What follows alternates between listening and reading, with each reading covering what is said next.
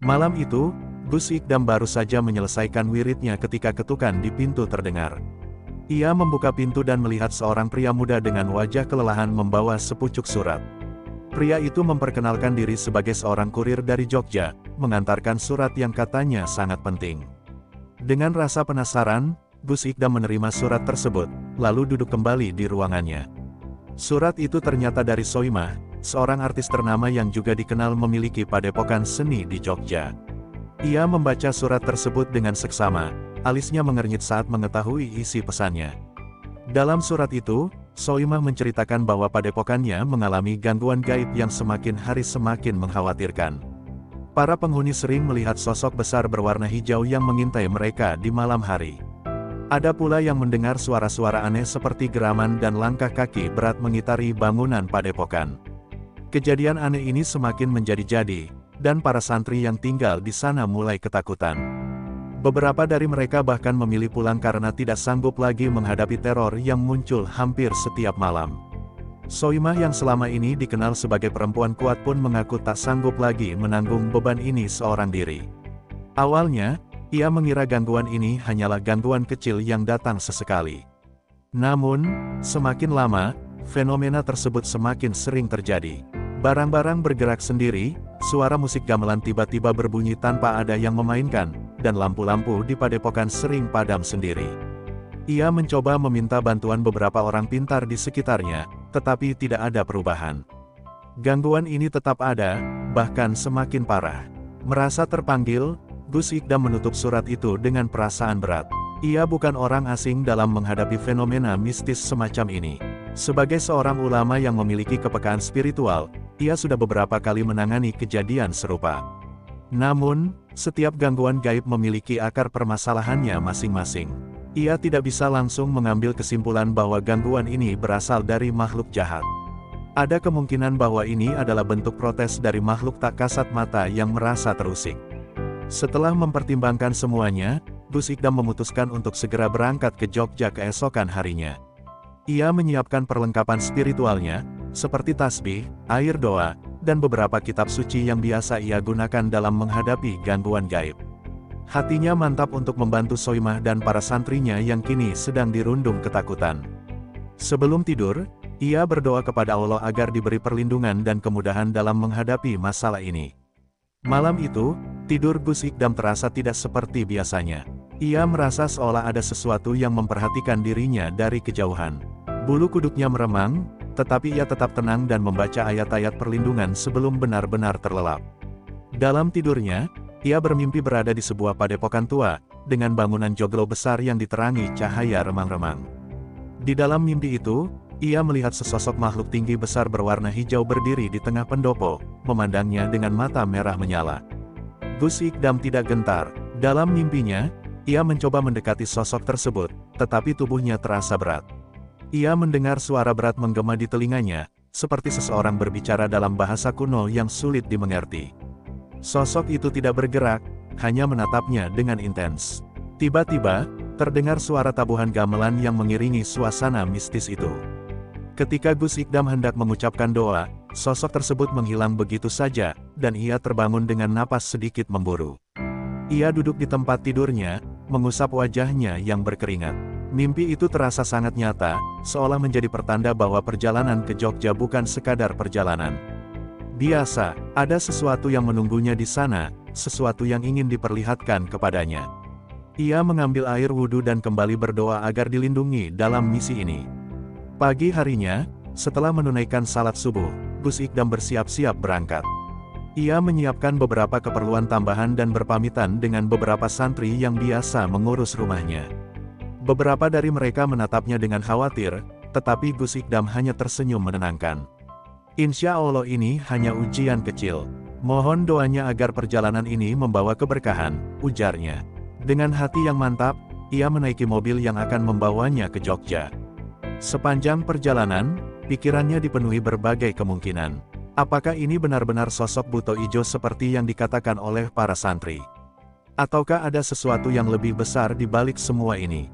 Satu hal yang pasti, ia harus menemukan jawabannya sesampainya di sana.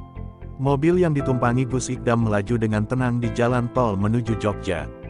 Matahari mulai naik, memancarkan sinarnya yang hangat. Namun, dalam hati, Gus Ikdam merasa ada sesuatu yang janggal. Sejak ia meninggalkan rumahnya, udara di sekitarnya terasa lebih berat dari biasanya. Seolah-olah ada sesuatu yang mengawasinya dari kejauhan. Ia tetap tenang, membaca beberapa ayat suci dalam hati untuk menenangkan diri. Sepanjang perjalanan, ia mencoba merasakan apakah ada energi gaib yang sudah mulai menyentuhnya. Biasanya, makhluk halus yang kuat bisa memancarkan aura mereka meskipun dari kejauhan. Namun, sejauh ini, yang ia rasakan hanyalah ketenangan yang menenangkan hati. Mungkin ini hanya perasaannya saja, atau mungkin makhluk yang mengganggu padepokan itu belum menyadari kedatangannya.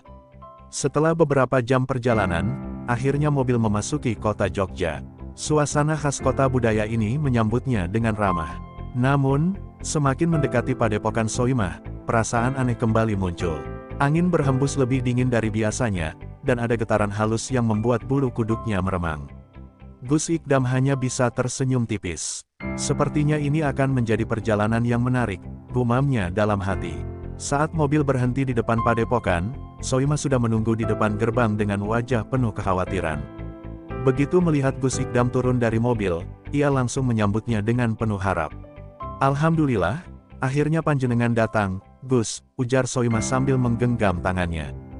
Gus Ikdam tersenyum dan mengangguk. "Insya Allah, kita akan mencari tahu apa yang sebenarnya terjadi di sini."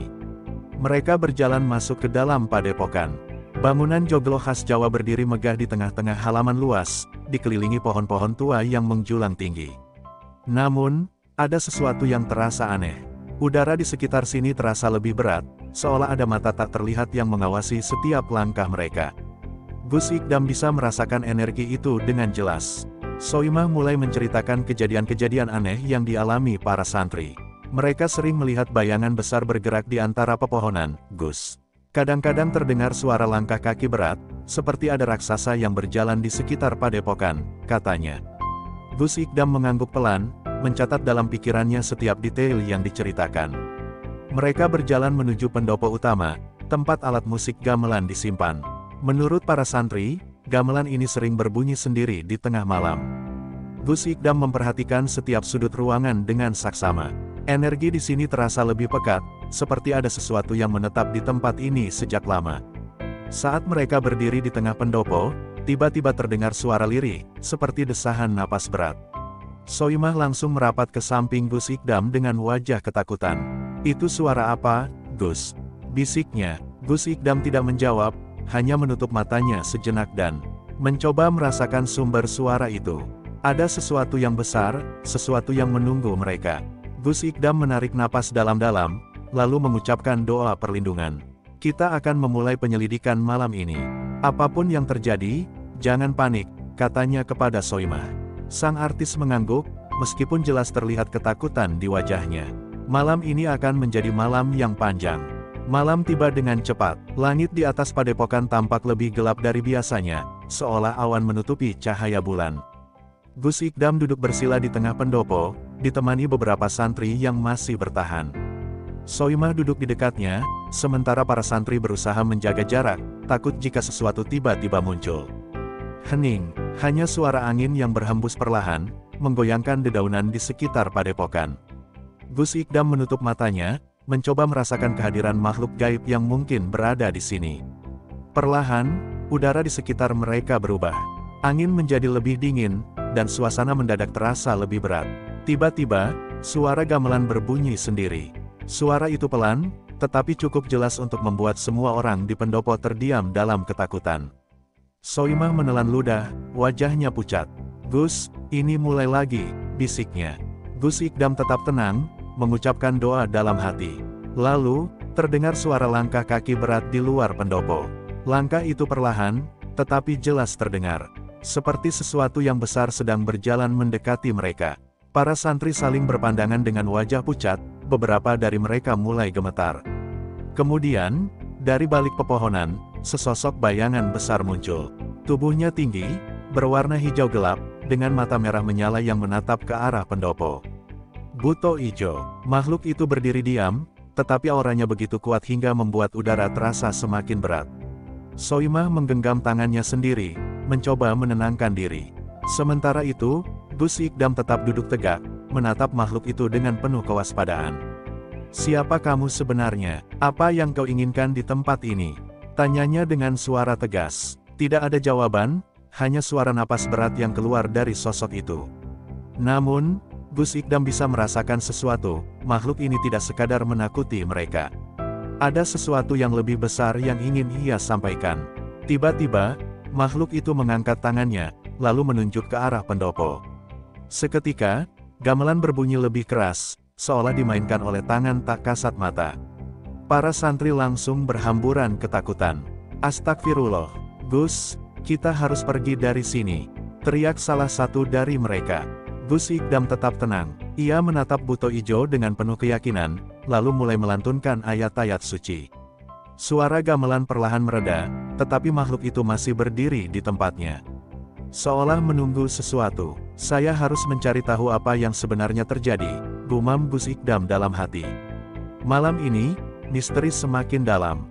Buto ijo tidak sekadar menakut-nakuti mereka, ia ingin sesuatu. Udara di pendopo semakin berat, seolah energi yang dipancarkan oleh buto ijo semakin kuat. Suara napas berat makhluk itu terus terdengar, beriringan dengan desir angin malam yang menusuk kulit. Soimah menggenggam tangannya erat, sementara para santri yang masih bertahan berdiri di belakang Gus Ikdam dengan wajah penuh ketakutan. Gus Ikdam tetap duduk tegak, matanya menatap lurus ke arah buto ijo yang berdiri di tepi pepohonan. Makhluk itu tidak bergerak, hanya dia menatapnya dengan mata merah menyala. Namun, dalam ketenangan itu, Gus Ikdam merasakan sesuatu, sebuah pesan yang ingin disampaikan. "Apa yang sebenarnya kau inginkan?" tanya Gus Ikdam dengan suara tenang tetapi tegas. Tidak ada jawaban, hanya suara desiran angin dan gemerisik dedaunan yang terdengar. Namun, tiba-tiba tanah di sekitar mereka bergetar pelan, seolah ada sesuatu yang bergerak di bawah permukaan. Soimah menelan ludah. "Gus, ini semakin menyeramkan," bisiknya. Gus Ikdam mengangkat tangannya, memberi isyarat agar semuanya tetap tenang. Ia kemudian menutup matanya, mencoba merasakan getaran energi yang semakin kuat di sekitarnya.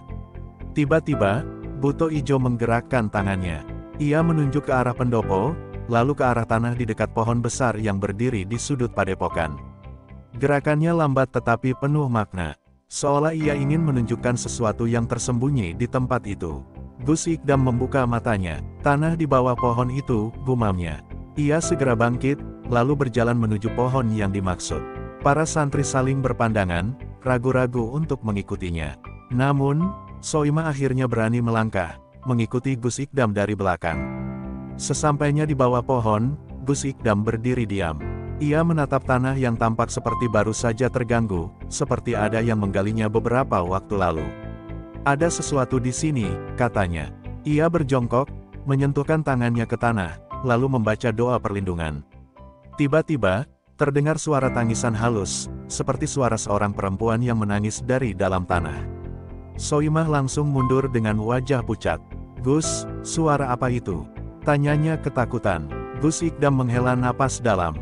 "Sepertinya kita harus menggali tempat ini. Ada sesuatu yang terkubur di sini, dan aku yakin itu ada hubungannya dengan gangguan yang terjadi di padepokan ini." Para santri yang tadinya takut mulai memberanikan diri untuk mendekat. Mereka membawa cangkul kecil yang biasa digunakan untuk berkebun di padepokan.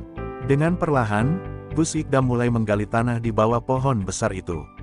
Soimah berdiri di sampingnya, masih gemetar. Tanah yang lembab mulai terangkat, memperlihatkan sesuatu yang tersembunyi di dalamnya.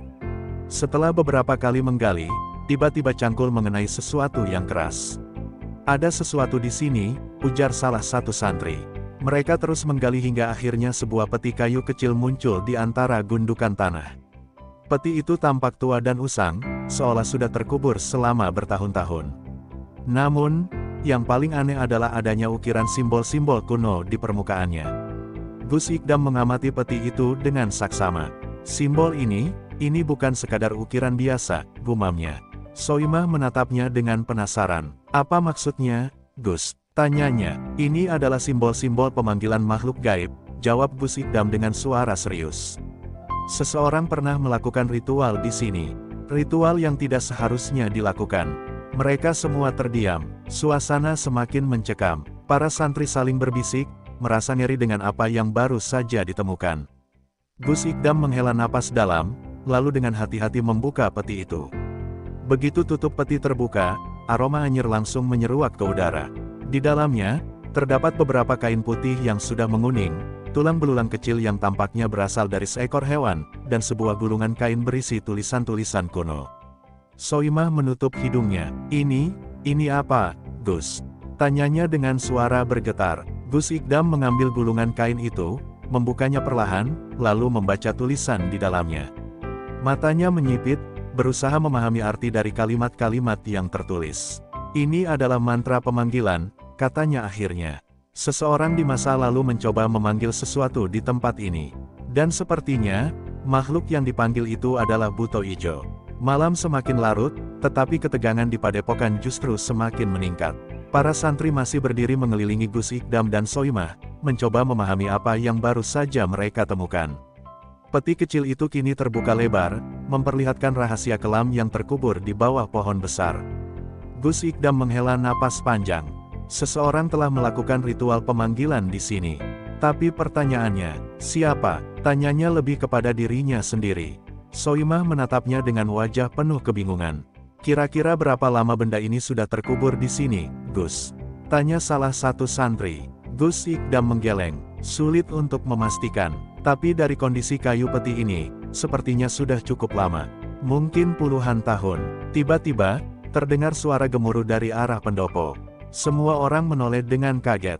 Suara itu seperti sesuatu yang besar sedang bergerak. Soimah langsung merapat ke samping Gus Ikdam. Astagfirullah, ini apa lagi? Bisiknya dengan suara gemetar.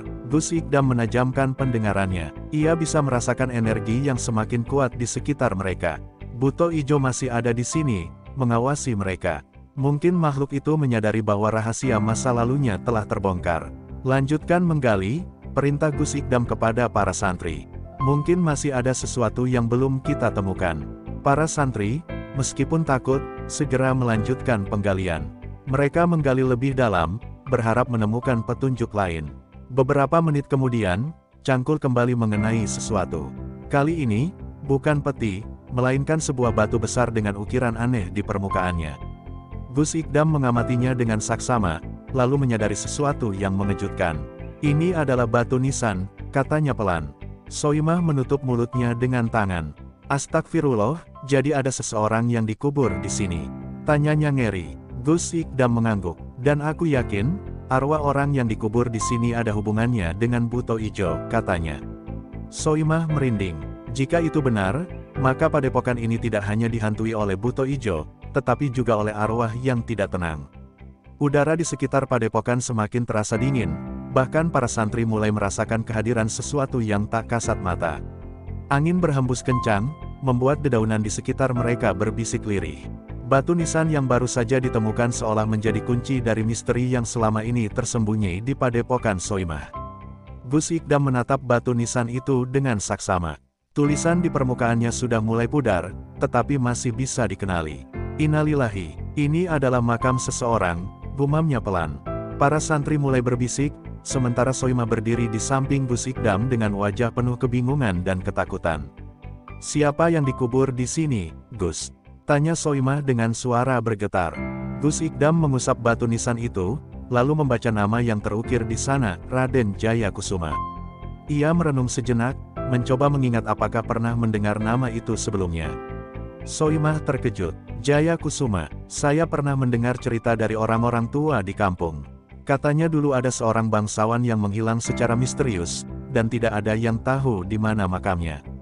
Gus Ikdam menatap Soimah. Bisa jadi ini makamnya. Mungkin inilah alasan mengapa padepokan ini mengalami gangguan. Para santri menelan ludah. Mereka tidak menyangka bahwa di bawah pohon besar itu tersembunyi makam seorang bangsawan dari masa lalu. Tiba-tiba, terdengar suara tangisan lirih dari arah batu nisan. Suara itu terdengar memilukan, seperti seseorang yang meratap dengan penuh kesedihan. Soimah langsung bergidik, sementara para santri semakin merapat satu sama lain. Gus Ikdam tetap tenang. Ia menutup mata, membaca doa, lalu dengan perlahan berbicara, siapapun yang berada di sini, tunjukkanlah dirimu dan sampaikan apa yang ingin kau katakan. Angin kembali berhembus kencang, dan tiba-tiba, dari balik pohon besar, muncul sesosok bayangan putih. Sosok itu adalah seorang pria dengan pakaian khas bangsawan Jawa kuno. Wajahnya penuh kesedihan, matanya kosong, tetapi aura yang dipancarkan begitu kuat. "Saya adalah Raden Jayakusuma," suara itu terdengar serak dan penuh duka. "Saya dikubur di sini dengan cara yang tidak semestinya. Dan, kini saya tidak bisa tenang." Soimah menahan napas. Ini lebih dari sekadar gangguan gaib biasa. Ada sebuah tragedi yang tersimpan di padepokan ini. Malam semakin larut, tetapi rasa penasaran dan ketegangan yang dirasakan semua orang di padepokan semakin meningkat. Sosok arwah Raden Jayakusuma berdiri di depan mereka, menatap Gus Ikdam dengan tatapan yang penuh harapan. "Saya dibunuh secara keji," lanjutnya. "Tubuh saya dikubur di sini tanpa doa, tanpa upacara pemakaman yang layak. Jiwa saya terperangkap di tempat ini." Soimah mulai menggigil. "Astagfirullah, jadi ini alasan padepokan saya mengalami gangguan selama ini?" tanyanya dengan suara pelan. Raden Jayakusuma mengangguk. "Saya tidak pernah berniat mengganggu manusia. Tapi ada kekuatan lain yang menggunakan penderitaan saya untuk menciptakan ketakutan di tempat ini." Gus Ikdam mengernyitkan dahi. "Buto Ijo," gumamnya. "Apakah dia yang menahanmu di sini?" Raden Jayakusuma menatap Gus Ikdam dengan penuh kesedihan. "Buto Ijo adalah penjaga tempat ini. Dia dipanggil oleh seseorang di masa lalu untuk menjaga makam saya agar rahasia ini tidak pernah terbongkar. Namun, karena waktu yang terlalu lama, energinya semakin liar dan tak terkendali." Soimah mulai memahami semuanya. "Jadi Buto Ijo bukanlah ancaman sebenarnya?" tanyanya ragu. Gus Ikdam mengangguk. "Bisa jadi, dia hanya menjalankan tugasnya, tetapi karena tidak ada yang bisa mengendalikannya, ia berubah menjadi sosok yang menakutkan." Salah satu santri yang sejak tadi diam akhirnya bertanya, "Lalu apa yang harus kita lakukan, Gus? Bagaimana caranya agar arwah Raden Jayakusuma bisa tenang?" Gus Ikdam berpikir sejenak, lalu berkata, "Kita harus melakukan doa bersama dan upacara pemakaman yang layak. Kita harus membersihkan makam ini, berdoa untuk arwahnya, dan mengembalikan keseimbangan di tempat ini." Soimah mengangguk. "Jika itu yang harus dilakukan, saya akan menyiapkan segala sesuatunya." Namun, sebelum mereka bisa bergerak, terdengar suara gemuruh keras. Tanah di sekitar mereka mulai bergetar, dan dari arah pepohonan, muncul sosok besar berwarna hijau dengan mata merah menyala. Buto Ijo kembali, dan kali ini, ia tidak sekadar mengawasi. Ia datang dengan kemarahan yang tak terkendali. Gus Ikdam bersiap. Ia tahu bahwa pertempuran spiritual ini belum selesai. Buto Ijo mungkin bukan ancaman sebenarnya, tetapi untuk menghentikan gangguan ini, ia harus menghadapi makhluk itu dengan seluruh kekuatan spiritualnya. Tanah bergetar hebat saat Buto Ijo melangkah mendekati mereka. Sosok raksasa hijau itu berdiri dengan tinggi hampir 3 meter, tubuhnya berotot dengan mata merah menyala penuh kemarahan. Nafasnya menghembuskan udara panas, membuat para santri ketakutan dan bersembunyi di belakang Soimah dan Gus Ikdam. Soimah sendiri sudah gemetar, tidak pernah membayangkan bahwa ia akan berhadapan langsung dengan makhluk sebesar ini. Gus Ikdam tetap berdiri tegak, menghadapi Buto Ijo dengan tatapan penuh keyakinan. Ia sudah sering menghadapi makhluk-makhluk gaib, tetapi kali ini, ia merasakan energi yang jauh lebih besar dan liar. Buto Ijo bukan sekadar roh biasa, ia adalah penjaga makam yang telah terlupakan selama berabad-abad, terikat oleh sumpah yang tidak bisa ia lepaskan sendiri. Dengan suara menggelegar, Buto Ijo berbicara, "Kenapa kalian mengusik tempat ini? Tidak ada yang boleh membangkitkan kenangan lama. Pergi sebelum aku menghancurkan kalian." Suaranya bergema di seluruh padepokan, membuat beberapa lampu pendopo bergetar dan padam seketika. Gus Ikdam menutup matanya sejenak, membaca doa dalam hati.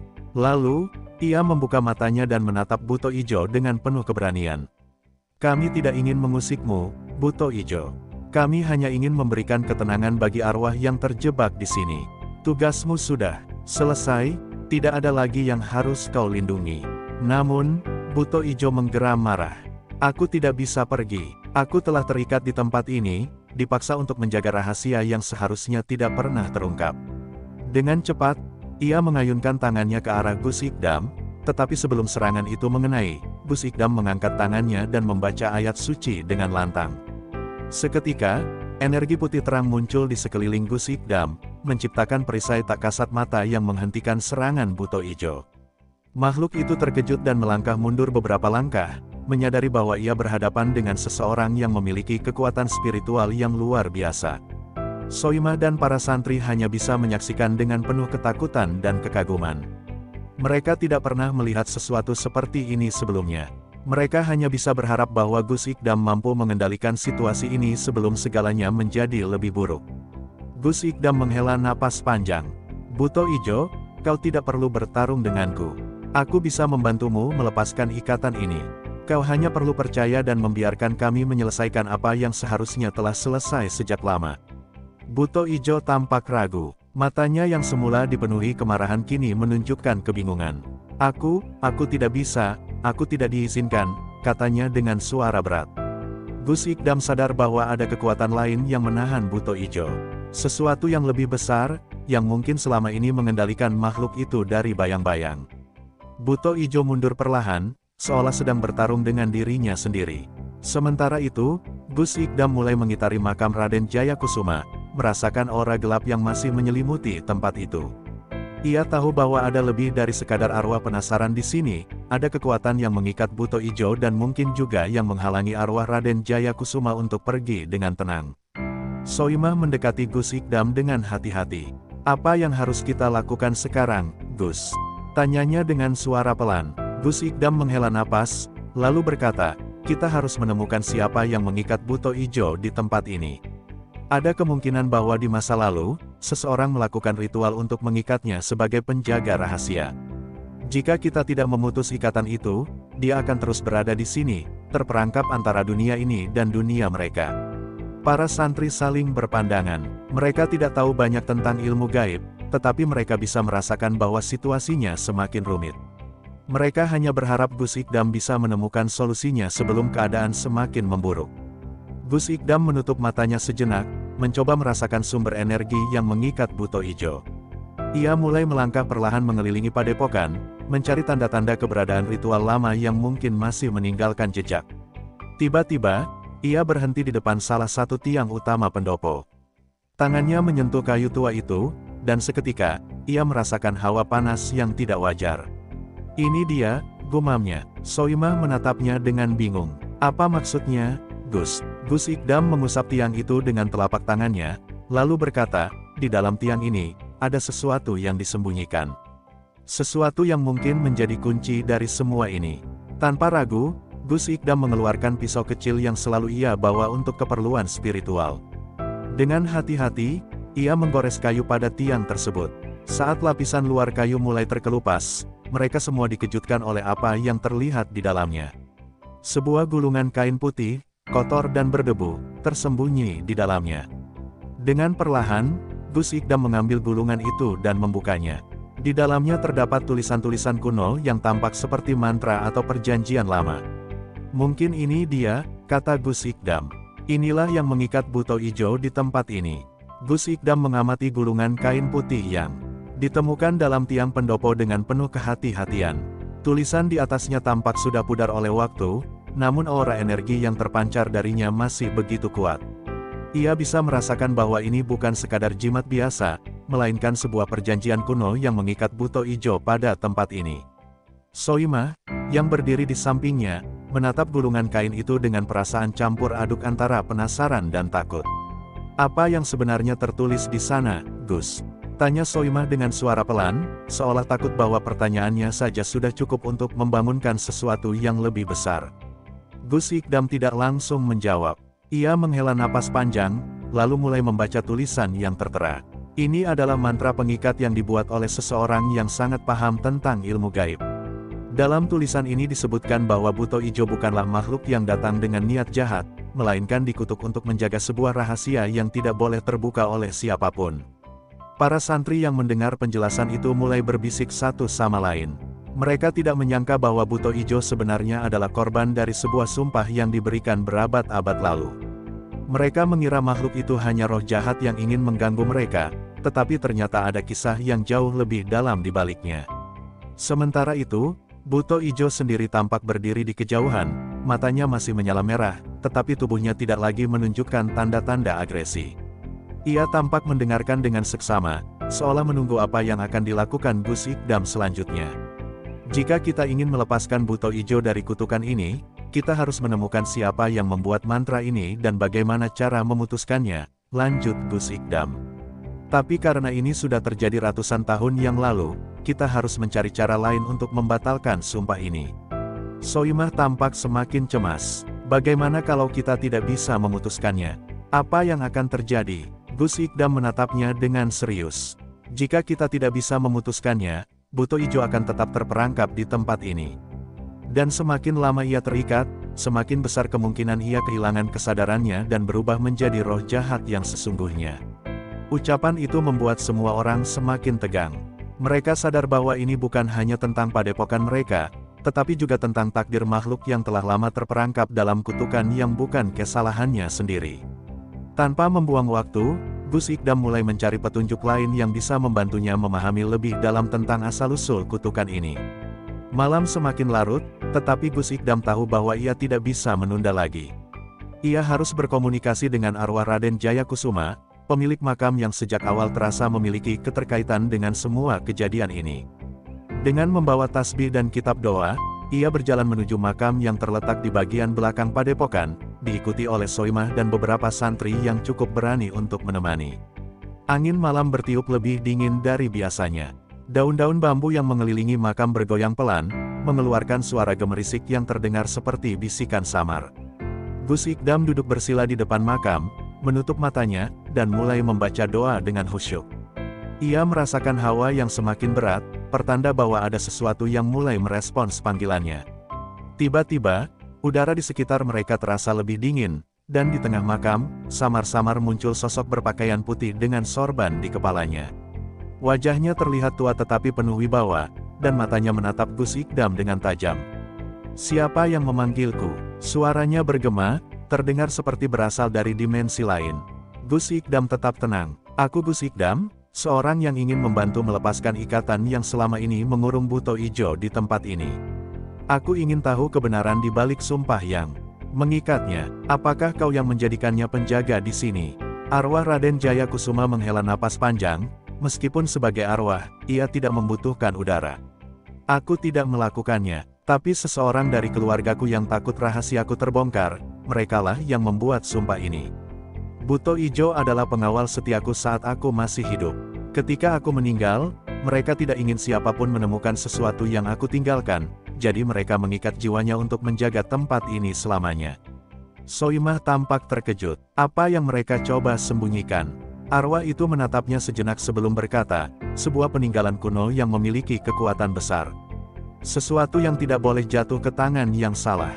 Tapi waktu telah berubah, dan aku tidak ingin ada lagi yang terperangkap dalam kesalahan masa lalu." Gus Ikdam mengangguk. "Jadi jika kami menemukan peninggalan itu dan mengamankannya, buto ijo bisa dibebaskan?" Raden Jayakusuma mengangguk perlahan. "Ya, tapi berhati-hatilah. Ada kekuatan lain yang juga menginginkannya." Setelah mendapatkan petunjuk dari arwah Raden Jayakusuma, Gus Ikdam segera bersiap untuk mencari peninggalan kuno yang selama ini disembunyikan.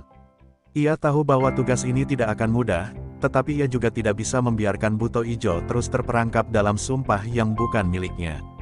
Bersama Soimah dan beberapa santri, Gus Ikdam mulai menelusuri bagian-bagian padepokan yang belum mereka periksa sebelumnya. Mereka mencari tanda-tanda keberadaan peninggalan yang disebutkan oleh arwah tadi, berharap bisa menemukannya sebelum ada kekuatan lain yang lebih dulu mendapatkannya. Setelah beberapa jam mencari, mereka menemukan sebuah ruang tersembunyi di bawah pendopo utama. Ruangan itu tersembunyi di balik lantai kayu yang tertutup oleh karpet tua. Saat Gus Ikdam dan para santri mengangkat papan lantai, mereka menemukan sebuah tangga batu yang menurun ke dalam kegelapan. "Ini dia," gumam Gus Ikdam. "Peninggalan itu pasti ada di bawah sana." Mereka menyalakan obor dan mulai menuruni tangga dengan hati-hati. Udara di bawah sana lebih lembab dan dingin, seolah ruangan ini sudah lama tidak tersentuh manusia. Setelah berjalan beberapa meter, mereka tiba di sebuah ruangan kecil dengan dinding batu yang dipenuhi ukiran kuno. Di tengah ruangan, terdapat sebuah peti kayu tua yang tampak masih utuh meskipun sudah berusia ratusan tahun. Gus Ikdam mendekati peti itu dengan perlahan. Ia bisa merasakan energi yang kuat mengalir darinya, pertanda bahwa benda di dalamnya bukan benda biasa. Dengan penuh kehati-hatian, ia membuka peti tersebut. Di dalamnya, mereka menemukan sebuah keris berwarna hitam dengan ukiran emas di gagangnya. Aura yang terpancar dari keris itu begitu kuat, membuat semua orang yang ada di ruangan merasakan getaran energi yang luar biasa.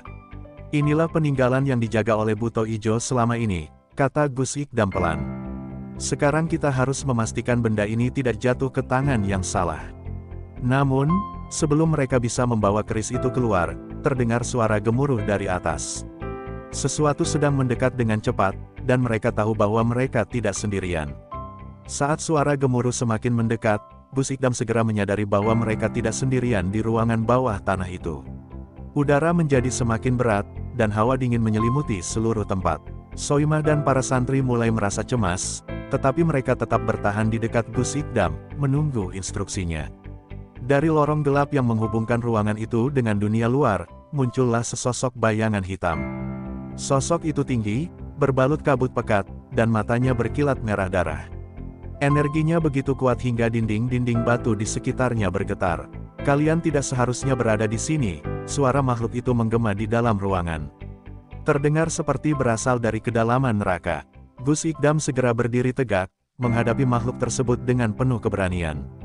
Kami datang bukan untuk mengambil sesuatu yang bukan hak kami.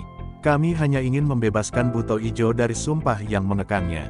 Makhluk itu tertawa sinis. Buto Ijo hanyalah alat. Ia dijadikan penjaga agar peninggalan ini tidak jatuh ke tangan manusia serakah. Jika kalian membawanya keluar, maka kekuatan jahat lain akan bangkit. Gus Ikdam menggenggam tasbihnya erat. Lalu, siapakah kau? Makhluk itu melangkah maju, menampakkan wajahnya yang tampak seperti campuran antara manusia dan bayangan. Aku adalah pengawal sejati dari keris ini. Aku adalah roh yang diciptakan untuk melindunginya, dan aku tidak akan membiarkan kalian mengambilnya begitu saja. Soimah mulai merasa panik. Gus, apa yang harus kita lakukan? Gus Ikdam menatap Soimah dengan tenang. Aku akan mencoba berkomunikasi dengannya. Tidak semua makhluk gaib adalah musuh kita. Kita harus tahu apa yang sebenarnya terjadi sebelum membuat keputusan. Ia kemudian menutup matanya dan mulai membaca ayat-ayat suci dengan penuh khusyuk. Suasana ruangan berubah. Makhluk itu mulai menunjukkan ekspresi berbeda, seolah sedang berjuang melawan sesuatu dalam dirinya sendiri. Dengan suara yang mantap, Gus Ikdam terus melantunkan doa-doa yang menggetarkan ruangan. Makhluk hitam itu mengerang, tubuhnya bergetar, dan perlahan kabut hitam di sekelilingnya mulai memudar. Buto Ijo yang sejak tadi berdiri di ujung ruangan tiba-tiba maju, menatap sosok itu dengan mata yang tidak lagi menyala merah, tetapi penuh pemahaman. Aku telah terjebak terlalu lama, kata Buto Ijo dengan suara berat. Aku tidak ingin menjadi penjaga selamanya. Aku hanya ingin bebas. Makhluk hitam itu menatap Buto Ijo dalam diam, lalu berbisik, maka bebaskan aku juga. Gus Ikdam mengerti, peninggalan kuno ini tidak hanya mengikat Buto Ijo, tetapi juga makhluk lain yang menjadi pelindungnya. Jika mereka ingin mengakhiri semuanya, maka peninggalan itu harus diamankan di tempat yang seharusnya. Dengan langkah mantap, Gus Ikdam mengangkat keris itu dan membungkusnya dengan kain putih. Seketika, energi gelap yang memenuhi ruangan mulai menghilang. Buto Ijo menghela napas berat, tubuhnya yang semula tampak besar dan menakutkan mulai menyusut, berubah menjadi sosok laki-laki tua dengan wajah yang damai. Terima kasih, katanya dengan suara lemah sebelum akhirnya lenyap, meninggalkan angin sepoi-sepoi yang menyapu wajah mereka. Makhluk hitam itu juga menghilang, meninggalkan ruangan dalam keheningan. Peninggalan kuno kini telah diamankan, dan kutukan yang selama ini menghantui padepokan akhirnya terlepas. Soimah dan para santri menghela napas lega. Gus, aku tidak tahu harus berkata apa. Jika kau tidak datang, mungkin kami akan terus hidup dalam ketakutan. Gus Ikdam tersenyum. Segala sesuatu ada waktunya. Buto Ijo tidak pernah ingin mencelakai kalian.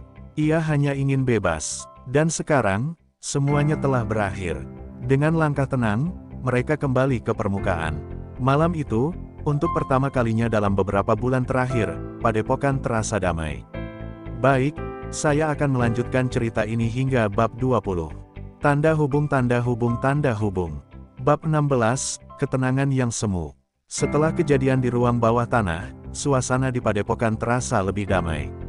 Para santri yang sebelumnya ketakutan kini mulai kembali beraktivitas seperti biasa. Soimah pun merasa lebih tenang, yakin bahwa gangguan yang selama ini menghantui padepokan telah berakhir. Namun, di dalam hati kecilnya, masih ada rasa was-was yang belum sepenuhnya hilang. Gus Ikdam memilih untuk tetap tinggal beberapa hari lagi, memastikan bahwa tidak ada sisa-sisa energi negatif yang tertinggal. Ia mengelilingi setiap sudut padepokan, merapal doa, dan melakukan pembersihan spiritual. Para santri mengikuti ritual ini dengan khusyuk, merasakan ketenangan yang mulai menyelimuti tempat itu. Namun, ketenangan ini ternyata tidak bertahan lama. Suatu malam, seorang santri bernama Damar berlari ketakutan ke kamar Soimah. Wajahnya pucat pasi, tubuhnya gemetar. "Bu, saya melihatnya lagi." "Buto Ijo." Soimah tersentak. "Apa maksudmu? Bukankah dia sudah pergi?" Damar mengangguk, tetapi suaranya tetap gemetar. "Saya tidak tahu, Bu. Tapi saya melihat sosok besar itu di dekat pendopo." Dia berdiri diam, menatap ke arah padepokan. Soimah segera memanggil Gus Ikdam. Mereka bergegas menuju pendopo, tetapi tidak menemukan apapun. Angin malam berhembus pelan, hanya suara jangkrik yang terdengar di kejauhan. Meski demikian, ada perasaan aneh yang membuat bulu kuduk mereka berdiri. Gus Ikdam mencoba merasakan energi di sekitarnya. Ada sesuatu yang janggal, sesuatu yang tidak seharusnya ada. Ia menatap Soimah dengan serius. Sepertinya ini belum berakhir. Keesokan paginya, Gus Ikdam mengajak Soimah dan beberapa santri untuk menyelidiki lebih jauh. Mereka berjalan mengelilingi padepokan, mencari tanda-tanda kehadiran makhluk gaib. Saat tiba di dekat pohon beringin besar di halaman belakang, mereka menemukan sesuatu yang mencengangkan. Di tanah, terdapat jejak kaki besar yang tampaknya baru saja terbentuk. Jejak itu tidak biasa, lebih besar dari ukuran manusia, menyerupai jejak buto ijo yang mereka lihat sebelumnya. Para santri mulai berbisik-bisik, rasa takut kembali menghantui mereka. Gus Ikdam mengamati jejak itu dengan seksama. Ini bukan jejak fisik, ini jejak energi. Ada sesuatu yang masih tertinggal di sini. Soimah menelan ludah. Tapi kenapa? Bukankah kita sudah membebaskannya? Gus Ikdam mengangguk. Benar, tapi kemungkinan ada bagian dari dirinya yang belum sepenuhnya pergi. Atau, mungkin ada kekuatan lain yang mencoba mengambil alih. Penyelidikan berlanjut hingga sore hari. Beberapa santri melaporkan bahwa mereka masih mendengar suara langkah kaki berat di malam hari. Bahkan, ada yang mengaku melihat bayangan hitam melintas di lorong padepokan. "Ada sesuatu yang masih mengikat tempat ini," ujar Gus Ikdam. "Dan kita harus mencari tahu apa itu sebelum semuanya terlambat." Malam harinya, Gus Ikdam menghabiskan waktu di perpustakaan padepokan, mencari referensi yang mungkin bisa menjelaskan fenomena ini. Soimah menemaninya, meski rasa lelah sudah mulai menyerang. Saat membolak-balikkan buku-buku lama, tiba-tiba matanya tertuju pada sebuah kitab tua yang tersembunyi di rak paling atas. Kitab itu tampak usang, dengan sampul kulit yang mulai mengelupas. Saat membuka halaman pertamanya, Gus Ikdam merasakan hawa dingin menyelimuti tubuhnya. Kitab itu berisi tulisan kuno yang sulit dibaca, tetapi ada beberapa bagian yang masih bisa dimengerti. Salah satunya adalah tentang roh penjaga yang tidak bisa pergi begitu saja tanpa adanya ritual penyegelan yang benar. Soimah membaca bagian itu dengan cermat. Apakah mungkin kita belum menyelesaikan ritual dengan benar? Gus Ikdam menghela napas. Mungkin, atau bisa jadi ada seseorang yang secara tidak sadar telah membuka kembali energi yang seharusnya terkunci. Saat itulah seorang santri masuk dengan wajah panik. "Gus, ada yang aneh di pendopo. Kalian harus melihatnya." Tanpa menunggu lebih lama, mereka segera berlari menuju pendopo. Apa yang mereka lihat di sana membuat jantung mereka berdegup kencang. Di pendopo, asap hitam berputar-putar di udara, membentuk pola yang aneh. Para santri berkumpul di sekitar, sebagian besar ketakutan, sementara yang lain hanya bisa menatap dengan bingung. Gus Ikdam segera bertindak. Ia mengeluarkan tasbihnya dan mulai membaca ayat suci. Asap hitam itu berputar semakin cepat, lalu perlahan-lahan mulai membentuk sosok yang familiar, Buto Ijo. Namun, kali ini, wajahnya tampak berbeda. Ada sesuatu yang tidak beres. "Buto Ijo," Soimah berbisik, tidak yakin apakah ini benar-benar dia atau sesuatu yang lain. Sosok itu menatap mereka dengan mata merah menyala. "Kalian seharusnya tidak mengganggu tempat ini." Gus Ikdam menyadari bahwa ini bukan lagi Buto Ijo yang sama. Ada sesuatu yang telah mengambil alih dirinya, sesuatu yang lebih gelap dan lebih kuat. "Kita harus menyegelnya sekarang," Gus Ikdam berseru. Ia meminta para santri untuk segera mengambil benda-benda suci yang sebelumnya telah disiapkan. Dengan segera, mereka mulai membaca doa-doa, membentuk lingkaran perlindungan di sekitar pendopo. Sosok Buto Ijo menggeram, mencoba melawan, tetapi cahaya dari doa-doa mereka semakin kuat. Saat energi mulai mencapai puncaknya, terdengar suara jeritan yang memilukan. Sosok itu menggeliat, tubuhnya mulai terurai menjadi kabut hitam yang perlahan menghilang ke udara. Padepokan berguncang sejenak sebelum akhirnya semuanya kembali sunyi. Ketika fajar menyingsing, para santri keluar dari kamar mereka dengan hati yang lebih ringan. Tidak ada lagi hawa gelap yang menyelimuti padepokan, tidak ada lagi suara langkah kaki yang mengganggu malam mereka. Gus Ikdam duduk di pendopo, menatap langit yang mulai terang. Soimah datang menghampirinya, membawa secangkir teh hangat. Jadi, apakah ini benar-benar sudah berakhir? Gus Ikdam mengangguk. Aku yakin begitu. Roh yang mengikat tempat ini telah dilepaskan dengan benar. Buto Ijo sudah tenang, dan tidak ada lagi yang mengganggu. Soimah tersenyum lega. Aku tidak tahu bagaimana cara berterima kasih padamu, Gus. Jika kau tidak datang, aku tidak tahu apa yang akan terjadi. Gus Ikdam hanya tersenyum. Yang penting, tempat ini sudah kembali seperti semula. Para santri bisa belajar dengan tenang, dan kau bisa melanjutkan apa yang telah kau mulai. Hari itu, padepokan kembali beraktivitas seperti biasa. Soimah dan para santri merasa lebih tenang, lebih damai. Dan di suatu tempat, di antara pepohonan rindang di sekitar padepokan, angin berhembus lembut, seolah membawa pesan perpisahan dari Buto Ijo yang akhirnya menemukan kedamaiannya. Selamat telah meninton sampai akhirat.